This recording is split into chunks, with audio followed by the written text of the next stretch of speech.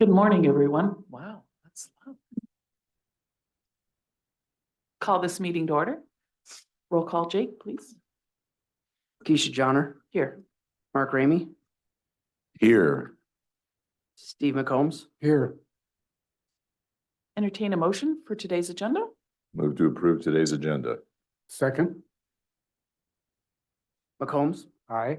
Ramey, Aye. Johnner. Aye. Item number 3 is communications. Nope. Board, None. None.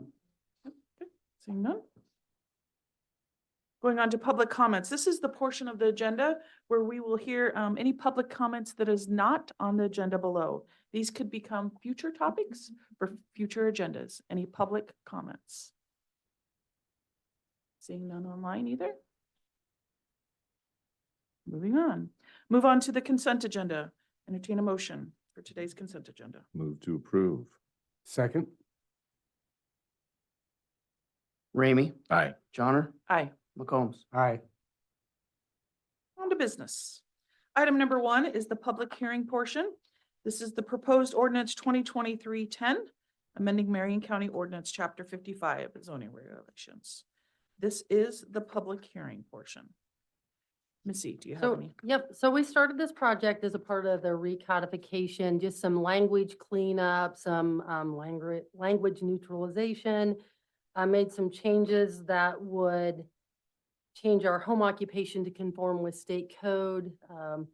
Legislation has taken, some, I guess, initiative or authority to write more flexible code or rules for home occupations.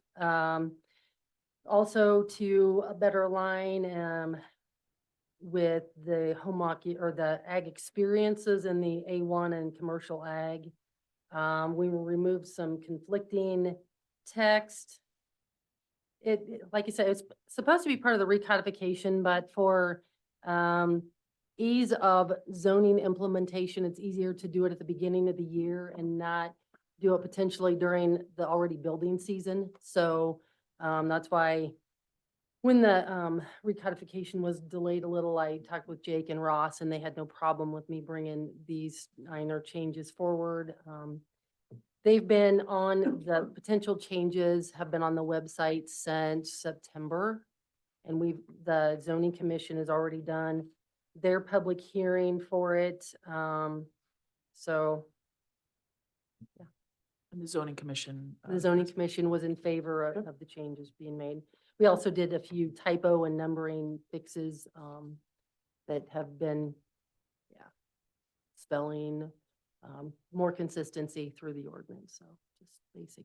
Okay, thank you for Basic that update. explanation. This is the public hearing portion. Is there any public comments? Seeing none, I'll entertain a motion to close the public hearing. So moved. Second.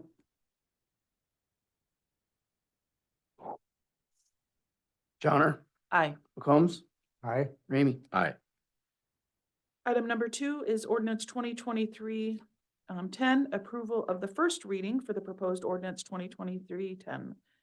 Board, any questions? Yeah, no questions. I'll make a motion to approve. Second. McCombs, Aye. Ramey, Aye. Johnner. Aye. Item number 3 is ordinance 2023-10, waiving the second and the third readings. And it would be the final approval for authorization for publication. Make a motion to waive the second and third reading and do final publication. Thank you. So I will get these to the paper, get the ordinance to the paper, so then they will be in effect published, so it'll be in effect by the first of the year. I'll second that. Okay. Ramey, Aye. Johnner, Aye. McCombs. Aye. Item number 4 is the public hearing portion for the proposed ordinance of 2023-11. Missy? So this is a similar cleanup.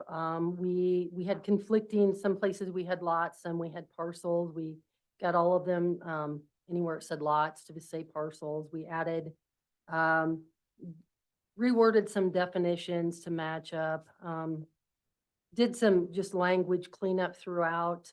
The other thing that we did was change number of the ordinance always reflected 10 paper copies of everything. Well, I mean, in today's world, we need about 2 or 3 paper copies and more of the electronic copies. There was a change to the cul-de-sac per Tyler's recommendation. And again, some typo cleanups to be more consistent throughout the ordinance, that it read the same through the ordinance, so. This is the public hearing portion. Is there any public comments?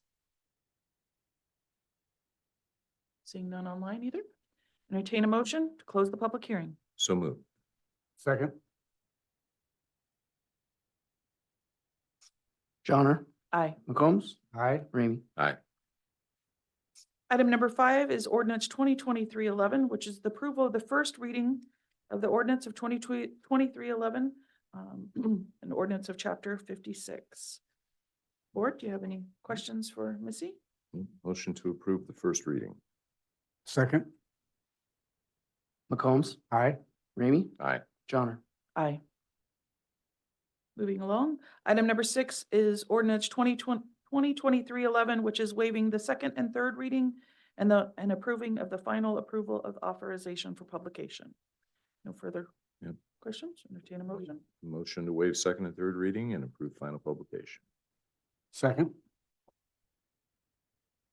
Ramey. Aye. Johnner, Aye. McCombs. Aye. Thank you. Great. Thanks, Missy. Thank you, Missy.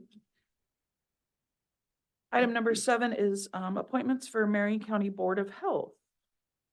Our packet here, board, is appointments to Board of Health, reappointment for Dan Vanderbeek, an appointment for Joni, is it Hannah? Hannah? Hannon, I think. Hannah, okay. Kim, are you on?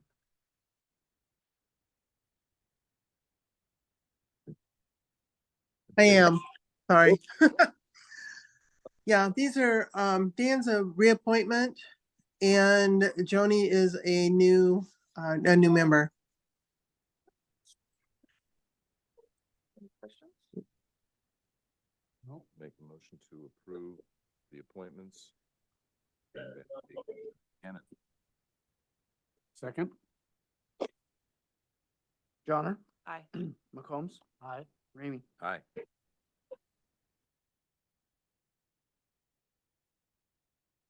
Item number 8 is the appointment for the Central Iowa Housing Trust Fund.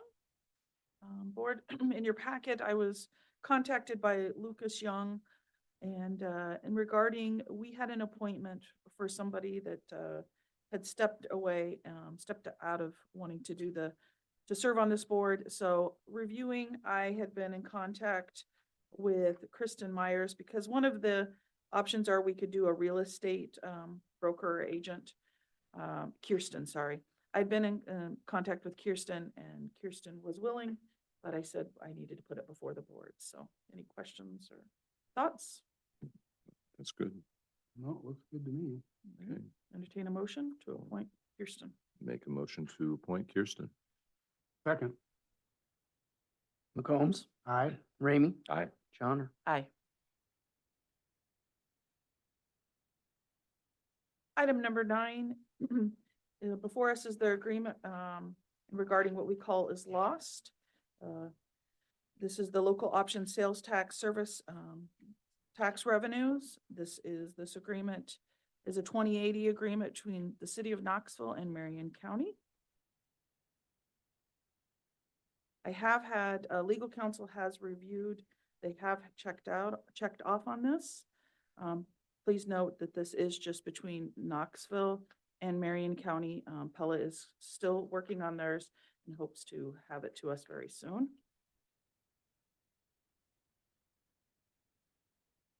Yeah, I've gone through it. Heather, you're just status quo in your agreement, correct? So the current distribution is, I think, 4% of the county share. Right. Okay. And For 5 years. we're going on a 5-year term. Status quo. Yeah, so my only comment, number one, I'd like to wait until we get the city of Pella's recommendation. Like we said during their meeting, we'd like to see both of these together. And I think that's fair to have both of them kind of presented at the same time to see what the financials are. And secondly, I'm still not settled on 5-year agreements. I think with what the state has done and what they potentially could do with sales tax formulation, I almost think these need to be annually renewable. That allows for counties and the municipalities to discuss what finances should be. So it's more interactive on an annual basis. We make the assumption sales tax revenues will always go up. And like I told Mike Nardini, I don't know that you can always make that assumption. So my druthers would be wait for Pella, take these under advisement, consider them both together, and shorten the duration. Steve, do you have any thoughts? Well, I understand those concerns, Mark, but also, the cities, how do they plan, well, I guess they could still plan year to year, but a little bit easier with the 5-year plan, but I also understand your concerns about the sales. Yeah, I don't know. I'd have to think this one over. Because right now, Steve, the formulation actually skews toward towns that produce less sales tax revenue. So if you look at the way it's distributed now from the state standpoint, they already do kind of an equity calculation. Mhm. So if we get, next year, year after, they decide to change that formulation, we would have to come back to this anyway. And there's already been rumblings they're going to look at this. We talked about that in our board meetings. For the city of Pella, they're looking for some type of level revenue estimate. It's not that they want more. They just want to ensure that they're getting the same percentage every year. Well, if your assumption is sales tax revenues always go up, that theory works. But what happens if they go down? Mhm. And you're locked into a 5-year agreement? Well, yeah, we could come back and renegotiate the agreements. But just like we do on an annual budget basis, the cities do this. This is a key component of financial planning. Shouldn't we have a discussion, kind of an interactive discussion each year, depending on what those revenue estimates are? And then you're closer to what your actuals will be. You're not projecting out 5 years into the unknown, especially when it comes to sales tax. So that's why I have the position I have, Steve. It gives us more, I guess, a more real-time view of what the financial needs of our cities are and also the county.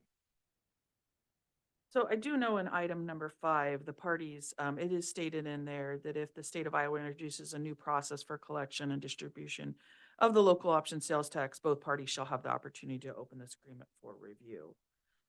That I wanted, Heather and I had spoke about that and making sure that that is in there. Yeah, I think that's a good provision. Yep. I think Yeah, I that think absolutely, that's important. and it should be there whether it's an annual agreement or a Right. 5-year agreement or. One question I think we have for the board to think about is, obviously, this is going to be up December 31st. And then going into January, I think Knoxville was in hopes of getting an agreement done so that there wouldn't be problems, because they had come to us in October, speaking to us about this in hopes that we could get a 2080 agreement. And we had told them that we were wanting to do it together with Pella. And then Pella hadn't done, when we had the discussion, we weren't in the same agreements with what Pella had asked. So I think, if I'm not mistaken, that's why Knoxville, we had the meeting with the city manager of both Knoxville and Pella. And Mike was still wanting to talk to his council and talk to the mayor again. And so Heather had said, if you want to state, Heather, you had stated that you wanted to go ahead and move forward because you weren't changing anything. That's correct. After we had met with Mike and Keisha, Pella still was working through their numbers, and Knoxville, with not requesting any change, we wanted to move forward in hopes to get this agreed on and move forward before the end of the year as it expires. We did shorten it from when I had proposed in October from 10 to 5, because just hearing the feedback from the board, that seemed more of what may be agreed upon terms. I will say with annually, it is difficult to financially plan in terms of some of those projects that we're doing and looking long-term. It's about 163,000 annually that Knoxville does receive. And so looking at bonding with our local option sales tax, that is something that we have to consider if we're going to be receiving those funds or not. So that's just something, I guess, with a one-year term that we would have No, some Jake- possible issues with. Yeah, thanks, Heather. Jake, what is a hundred, how much goes to Knoxville and on it? And it varies, I know it varies, Yeah, but I don't have those in front of me. I'm sure, it's based, so the one thing on this is collections are, they've switched it. They don't do estimates anymore. They do get, the state gets the actual collections. Yeah. And then they send it to the treasurer the following month, so it's in arrears. So I'm assuming, agreement was through December 31, so the collections in December would proceed on through into the January. It's not apportionment. I always want to use the word apportionment, but the December collections would still be distributed in January if this is postponed until a later meeting, because everything's in arrears. But it is actual collections, not estimates. So if that's what it's been coming, That's it the probably average. adjusts each time, but I don't have the direct yeah, and amounts. but that's actually a really good point. And I'm glad you said that. It kind of goes to what I was, if we're basing it on real numbers and the collections are in arrears, then that, to me, then we could go on a shorter duration and still understand that whatever we've agreed on in the past will still be consistent because you're not doing estimates anymore. You're not basing it on some type of 2 or 3 year estimate of revenue. Yeah, I just like that better, Heather. I think this is something that especially with Knoxville and Pella being our two major drivers of sales tax revenue, but needing the county to be kind of the conduit to get that approved. I think having a three-way discussion on an annual basis is not a bad thing at all. Just to ensure everything is the way we want it. That there hasn't been anything materially that's changed.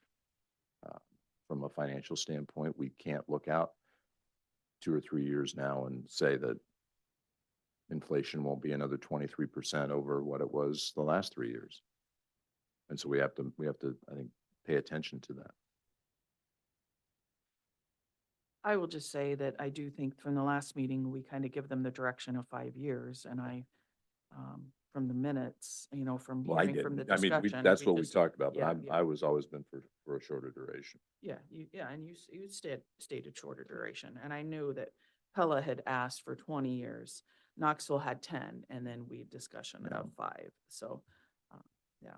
I guess I personally do not have an issue so that they can plan with 5 years at the 4%. Yeah, I'm not ready to approve anything, so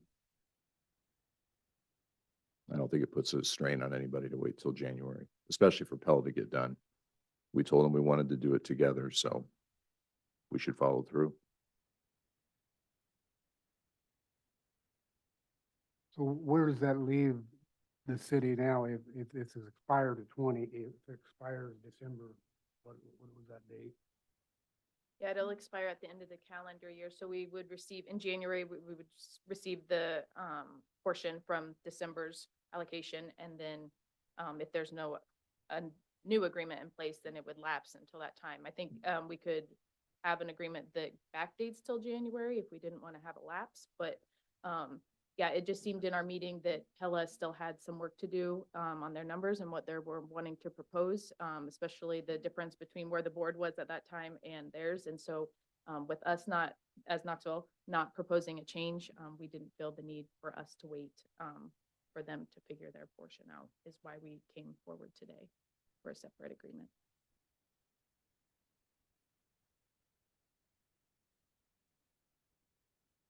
Yeah, I don't have a problem with the 5 years either, especially with this wording in here in the 2080.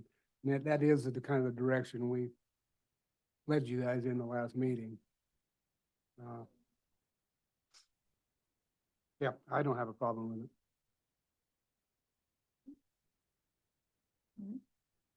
Well, regarding this, Mark is not in agreement, but if Steve, if you are in agreement and I am in agreement, I mean, whether somebody wants to make a motion. I'll make a motion, we approve the 2080 agreement with the city of Knoxville on the lost funding. I'll second.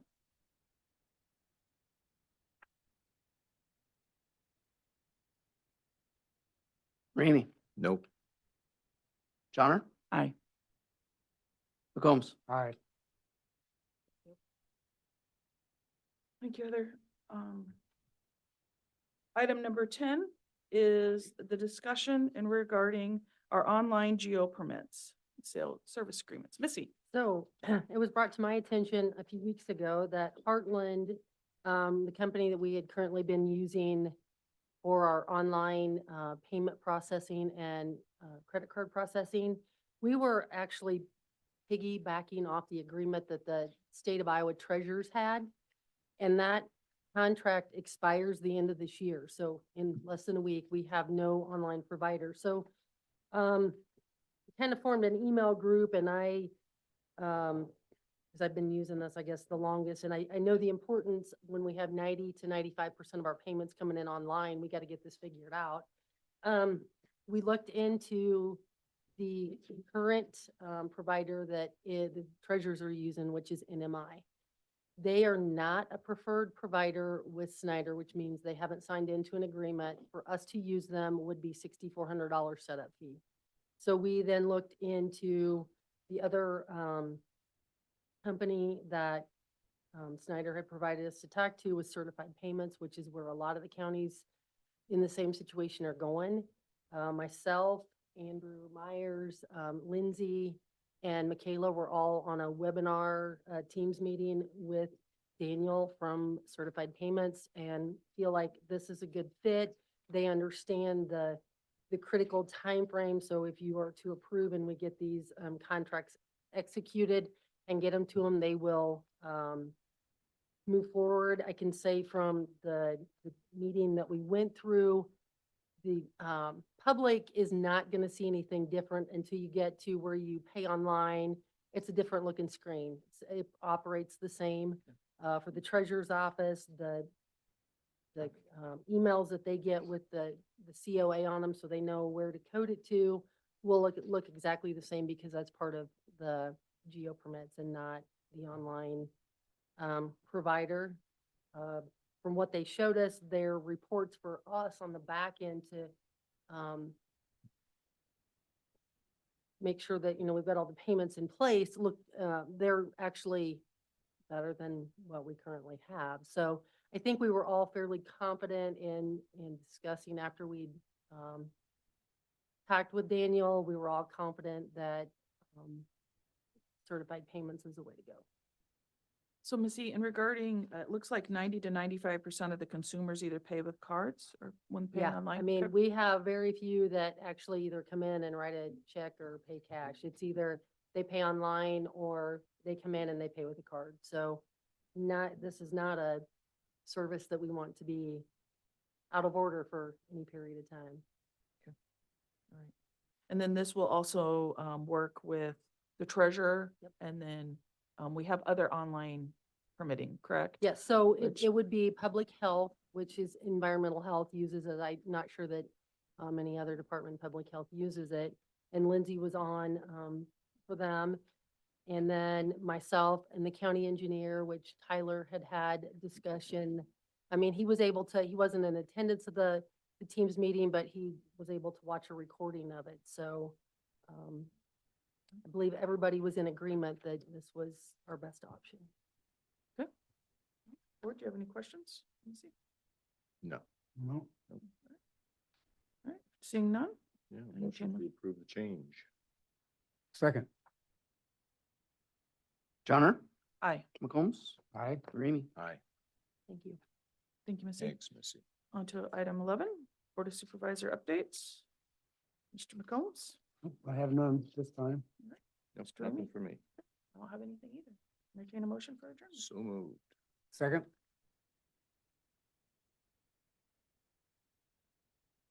McCombs, Aye. Ramey, Aye. John. Thank you, everyone.